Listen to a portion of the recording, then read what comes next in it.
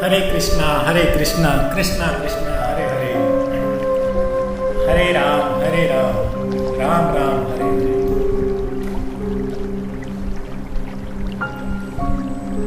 भागवत कथा की महिमा में एक सुंदर सा उदाहरण प्रस्तुत एक कथा के माध्यम से होता है। तुंगभद्रा नदी के तट पर आत्मदेव नामक एक ब्राह्मण रहता था। आचरण से बिल्कुल धर्मात्मक, दान पुण्य करना, पूजा पाठ करना और भगवान का परम भक्त। लेकिन उसकी पत्नी, जिसका नाम धुंधली था, तो अपने आचरणों से बिल्कुल विपरीत, ना भगवान की भक्ति करना, ना दान पुण्य करना। प्रतिदिन झगड़ा झगड़ा झगड़ा, कभी पड़ोसियों से झगड़ा, कभी अपने पति से झगड़ा।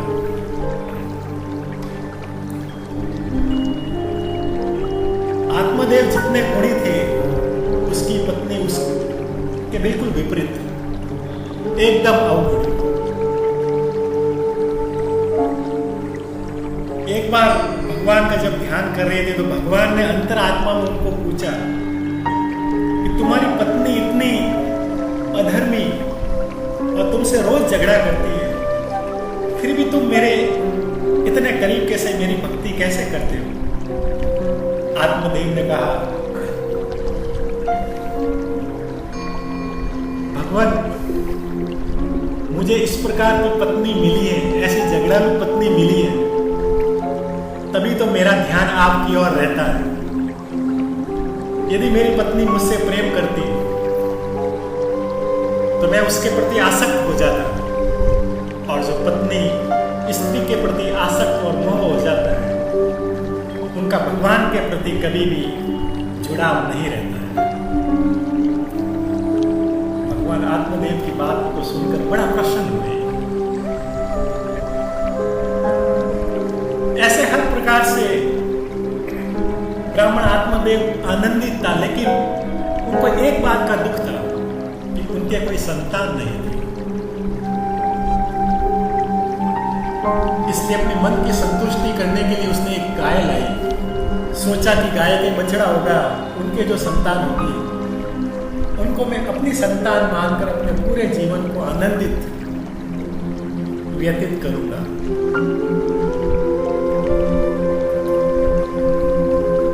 लेकिन अफसोस ये कि उस गाय के भी किसी भी प्रकार की कोई संतान नहीं हुई।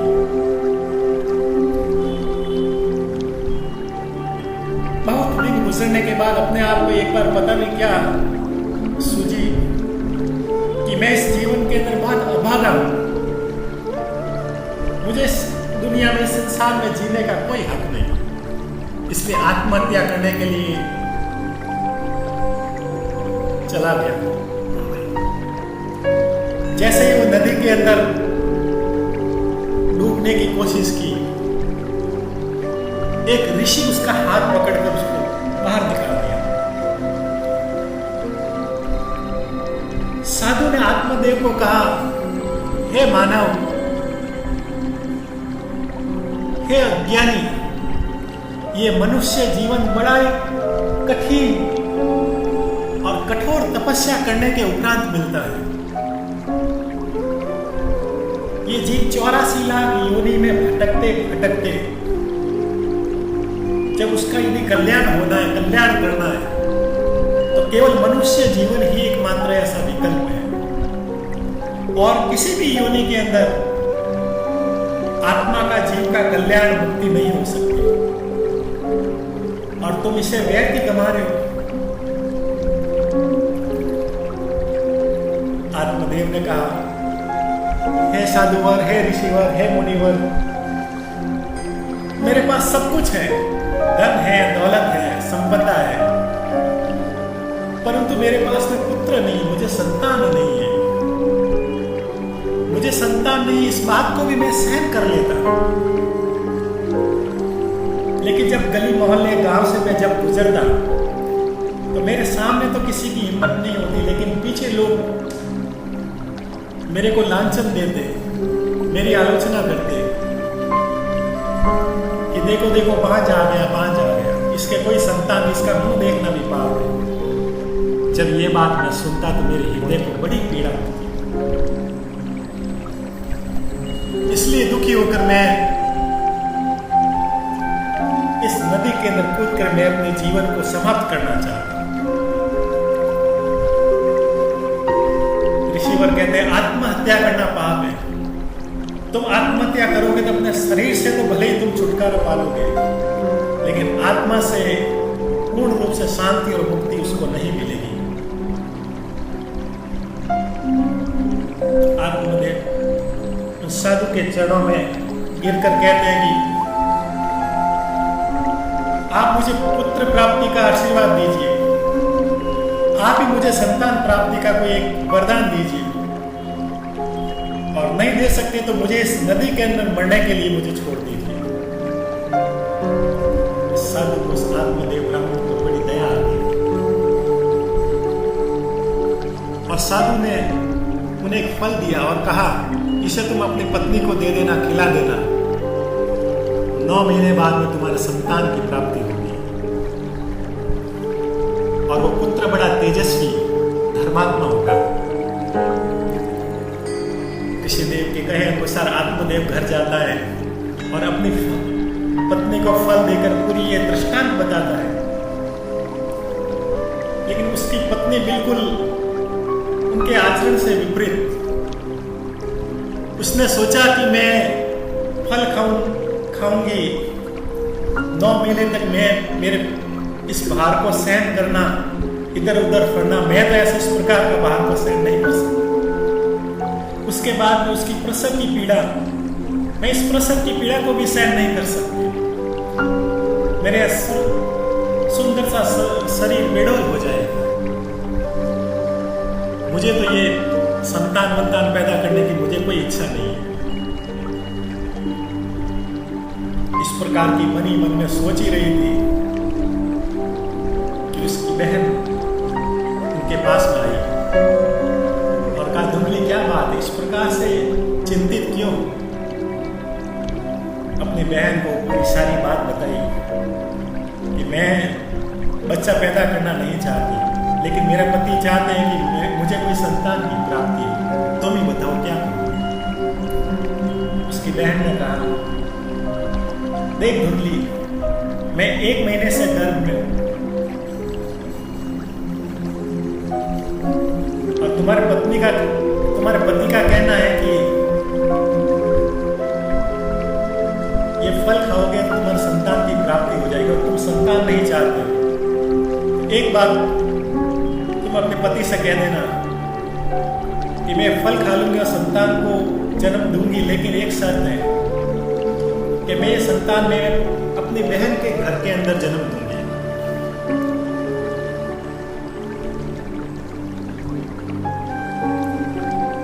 और जब 9 महीने पूरे हो जाए तो मैं गर्भवती, मैं मेरे बच्चे को तुम्हें दे दूंगी और इसके बदले में मुझे तुम खूब सारा धन दे देना। धुंधली बड़े बात समझ में आ गए कि प्रसव की पीड़ा भी सहन नहीं करनी और पुत्र की भी प्राप्ति हो जाएगी और मेरे पति भी शांत और संतुष्ट हो जाएंगे। तो कहा इस फल का क्या करें? उसकी बहन ने कहा गाय को दे दो, इसको क्या मालूम चलेगा। इस प्रकार अपनी बहन के कहने पर जो ऋषि मुनि ने फल दिया था वो गाय को दे दिया और 9 महीने के लिए अपनी बहन के साथ उसके घर पर चली गई। 9 महीने बाद उनके बहन के बच्चा पैदा हुआ और वो बच्चा धुंधली को दे दिया और धुंधली ने उसके बदले में खूब सारा धन दिया।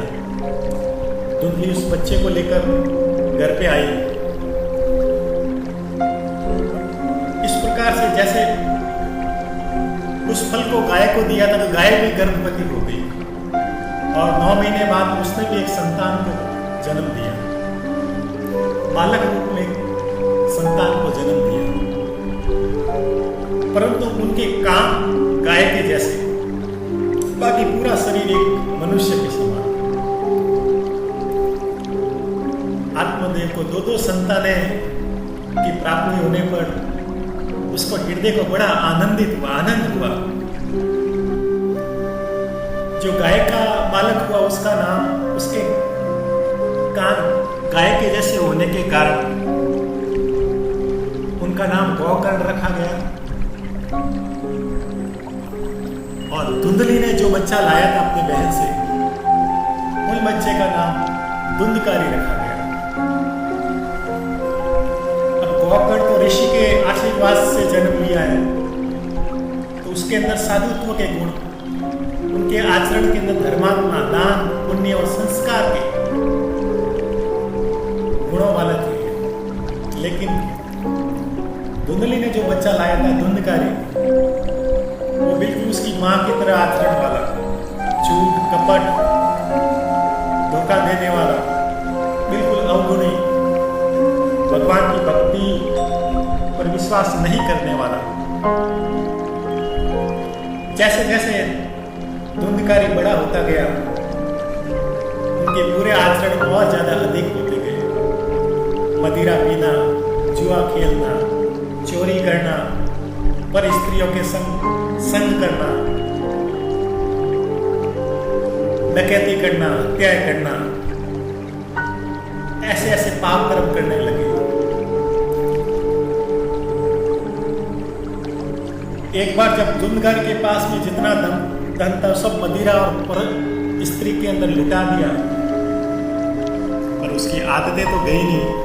अपने पिता से धन मांगा, पिताजी मुझे धन चाहिए, पैसा चाहिए।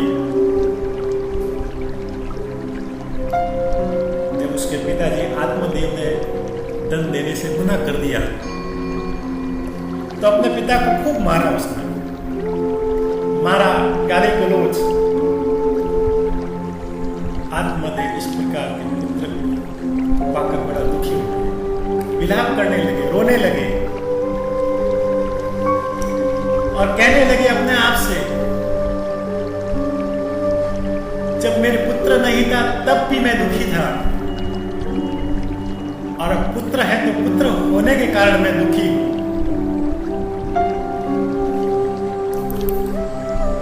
मैं क्या करूं? तभी जब ये बात गौकर्ण को मालूम चलती है, अपने पिताजी के पास आते हैं और उनको उपदेश देते हैं। पिताजी, इस दुख का कारण आपका पुत्र मोह है। आपका पुत्र के प्रति आसक्ति और मोह होने के कारण आप इतने दुखी हो। आप पुत्र के मोह में इस प्रकार से बंध गए कि उनके द्वारा किए गए कर्मों से आप दुखी हुए।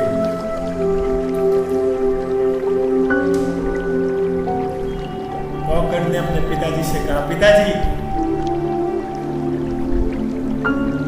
धुंधकारी जो कर रहा है वो खुद के कर्म, उनके बुरे कर्म, पाप कर्म का जो फल है वो खुद भुगतेगा। आप उनको उनके हाल पर ही छोड़ दो, उनकी चिंता ना करो। आप इस पुत्र मोह के बंधन से मुक्त हो जाओ। आपका दुख अपने आप ही दुख दूर हो जाएगा। और मन में ये विचार करो, भगवान का चिंतन करो, भगवान की गई बातों को अपने जीवन में उतारो कि व्यक्ति को जो मिलता है वो अपने कर्मों के अनुसार मिलता है। और अपने कर्मों के अनुसार जितना फल की उनको प्राप्ति होती है, वह अपने भाग्य से अधिक प्राप्त करने की यदि वो प्रयत्न करता है, कामना करता है, तो उनको जीवन में हमेशा दुख ही मिलता है। अपने पुत्र गौकर्ण की ये बात हृदय को छू ली।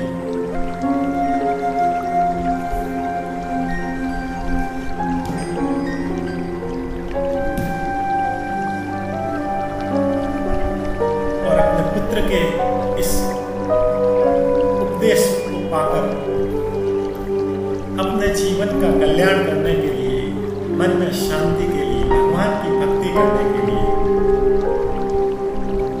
इस पुत्र मोह के बंधन को छोड़ दिया, पत्नी के बंधन को छोड़ दिया और तपस्या करने के लिए हमेशा हमेशा के लिए, सदा के लिए वन में चले गए।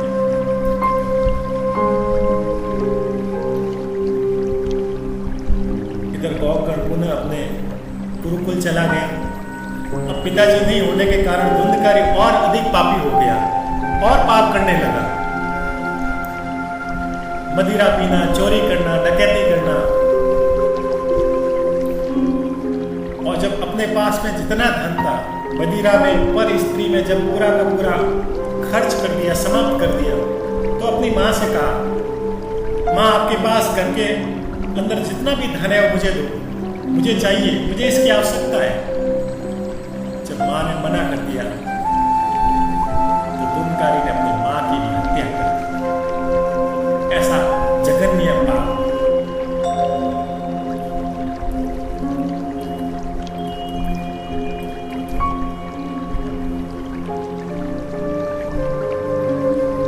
जब उसकी माँ मर गई, पिताजी वन में चले गए और उसका भाई गौकर्ण गुरुकुल में चला गया,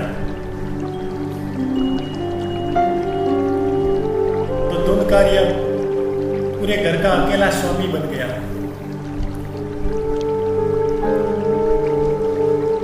और उसने मदिरा और चोरी के साथ साथ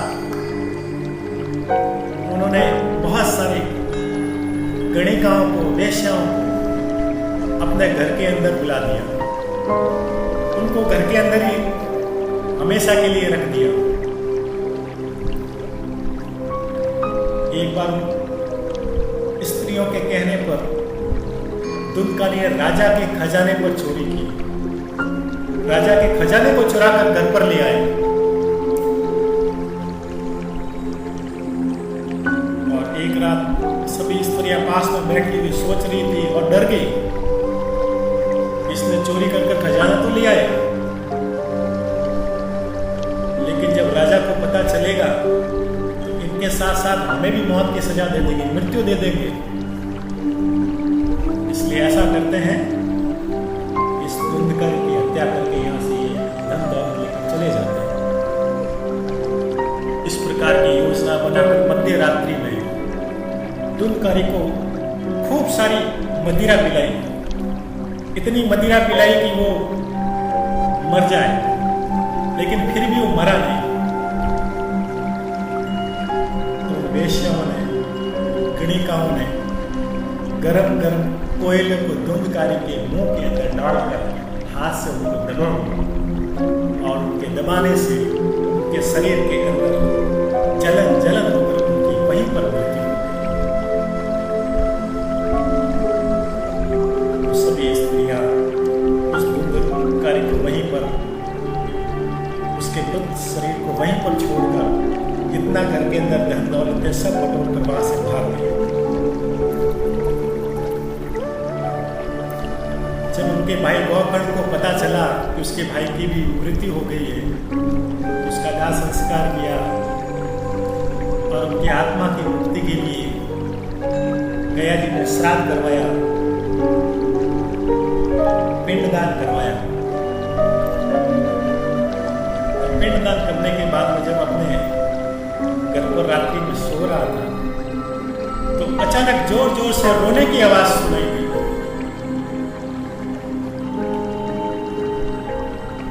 जब रोने की आवाज सुनाई दी तो गौकर्ण ने कहा, कौन हो तुम, सामने आओ। इस अर्धरात्रि में इतना जोर जोर से क्यों चिल्ला रहे हो, क्यों रो रहे हो? वहां से आवाज आई, गौकर्ण मेरे भाई, मैं धुंधकारी हूं, मैं प्रेत आत्मा बन गई हूं और मैं इस प्रेत योनि में इधर उधर भटक रहा हूं। मुझे बहुत पीड़ा हो रही है, मेरी आत्मा को बहुत कष्ट हो रहा है, मुझे इससे मुक्ति दो। मुझे इतना कष्ट हो रहा है कि मैं रोने के अलावा और कुछ नहीं कर सकता। मेरे भाई, मुझे मुक्ति दिलाओ, कष्ट आत्मा से, प्रेत आत्मा से, दुखी आत्मा से। गोकर्ण ऐसे कैसे हो सकता है? मैंने गया जी में तुम्हारी मुक्ति दिलाने के लिए पिंडदान श्राद्ध करवाया है। धुंधकारी ने कहा,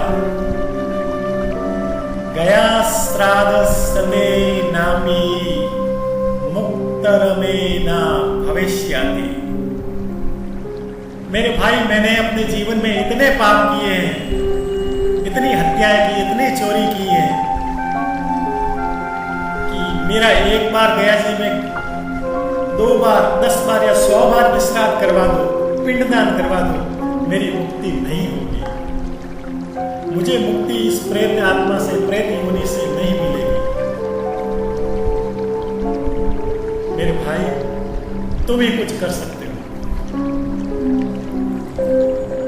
गोकर्ण को अचानक इस प्रकार की घटना होने पर उनकी जो बुद्धि है वो उस समय कार्य नहीं कर रही थी। तो उसने कहा, ठहरो ठहरो, सुबह कुछ करते हैं, तुम्हारा कोई इंतजाम करते हैं। सुबह मैं तुमको बताऊंगा कि क्या करना है, तुम्हारी मुक्ति के लिए क्या क्या साधन करने हैं। दूसरे दिन जब सूर्य उदय होता है तो भगवान सूर्य को प्रार्थना करते हैं गोकर्ण, हे सूर्यदेव, हे सूर्य नारायण, मेरा भाई धुंधकारी प्रेत योनि में है, वो इधर उधर भटक रहा है, उनको कष्ट हो रहा है, उनकी मुक्ति का कोई मार्ग बताइए। सूर्य नारायण ने आदेश दिया कि गोकर्ण, तुम इस धुंधकारी की आत्मा को मुक्ति के लिए श्रीमद् भागवत कथा सप्ताह पुराण का आयोजन करो। यही केवल एक सरल मार्ग है जिनसे कोई भी मनुष्य अपने जीवन में कल्याण कर सकता है, या जीवन की समाप्ति के बाद अपनी आत्मा का भी कल्याण कर सकता है। वो करते हैं। दंडवत प्रणाम किया सूर्य नारायण को और उनके निर्देशानुसार भागवत सप्ताह पुराण का आयोजन किया।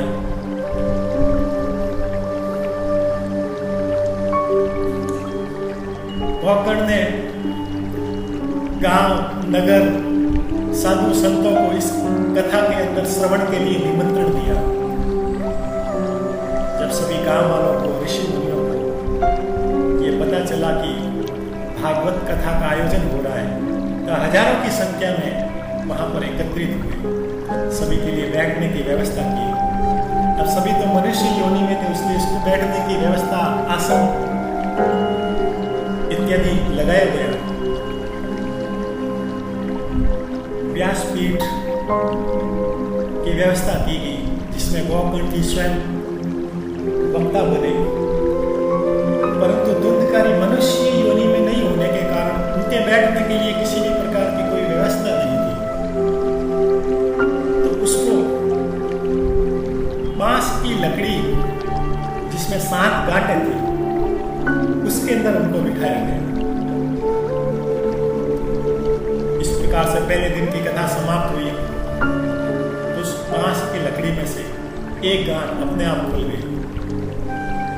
दूसरे दिन की कथा समाप्त हुई, दूसरी गांठ खुली, तीसरी, चौथी, इस प्रकार से 7 दिन की जैसी कथा समाप्त हुई।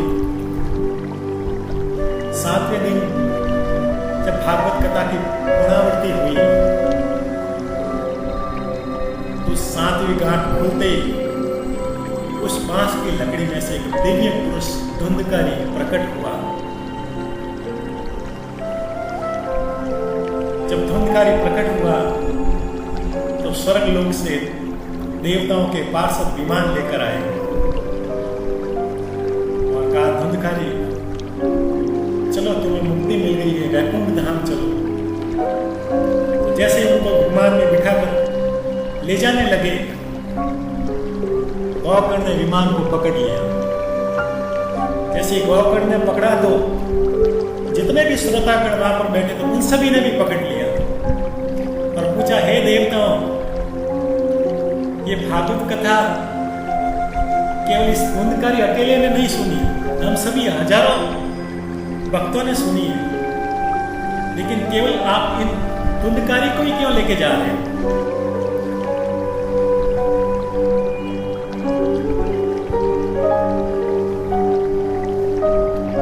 देवताओं ने कहा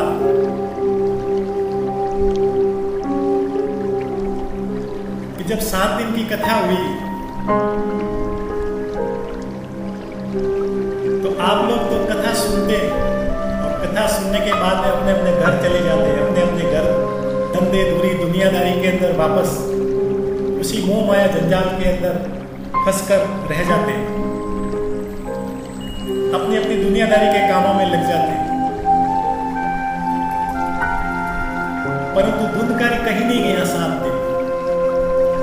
7 दिन 7 रात यही रहा, ध्यान से कथा को सुनता, अपने जीवन में धारण करता, अपने जीवन में उनकी उपदेशों को, भागवत कथा की बातों को उतारता और उन बातों को, उपदेशों को मनन करता, चिंतन करता और अपने द्वारा किए गए पाप कर्मों पर रोता, पश्चाताप करता, भगवान से विनती करता। और इस प्रकार से उनके पश्चाताप करने से, मनन चिंतन करने से, अपनी आत्मा जीवन के अंदर धारण करने से उनके जितने भी बुरे कर्म थे, पाप कर्म थे, वो नाश होते गए। और 7वें दिन जब इनके पापों से संपूर्ण मुक्ति मिल गई, आत्मा पवित्र बन गई, पवित्र हो गई, तो ये वैकुंठ धाम और मुक्ति के लायक, इसलिए हम इसको ले जा रहे हैं।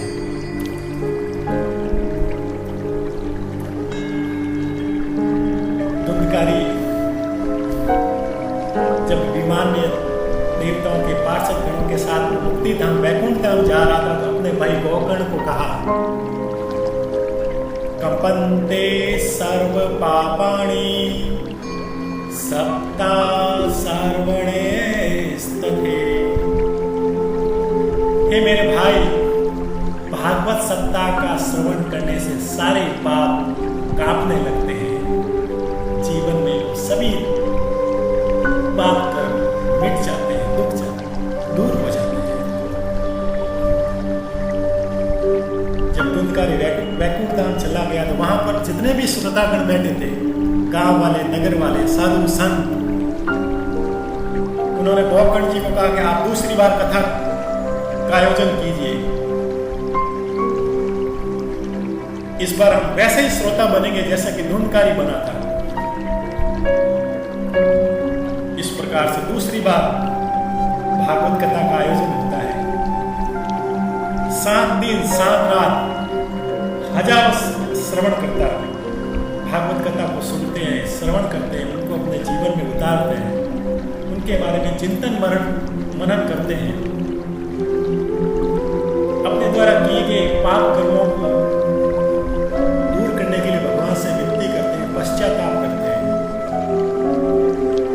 7 दिन की जब भागवत कथा समाप्त हुई तो 7वें दिन हजारों विमान, देवताओं के हजारों पार्षद लेने के लिए आए और जितने भी श्रोतागण वहां पर बैठे थे, जिन्होंने 7 दिन तक भागवत कथा को श्रवण किया, अपने पाप कर्मों को नाश करने के लिए पश्चाताप किया, उस विमान में बैठकर वैकुंठ धाम, गोलोक धाम चले गए। ये है भागवत कथा की महिमा। कहते हैं श्रावण मास तथा श्राद्ध पक्ष के दिन यदि भागवत कथा का श्रवण करते हैं, आयोजन करते हैं, तो अपने पूर्वजों को जो कि मुक्ति नहीं मिली है, उनको भी हम मुक्ति दिला सकते हैं। कथा सुनने से सुनने वाला भी मोक्ष की प्राप्ति करता है और यदि कोई अपने परिवार का पितृ पक्ष में है, पितृ के रूप में है, उनकी भी मुक्ति यदि करनी है तो श्रावण मास और श्राद्ध पक्ष में भागवत कथा का श्रवण जरूर करना चाहिए। यह है भागवत कथा की महिमा। हरे कृष्णा कृष्णा कृष्णा हरे हरे, हरे राम राम राम हरे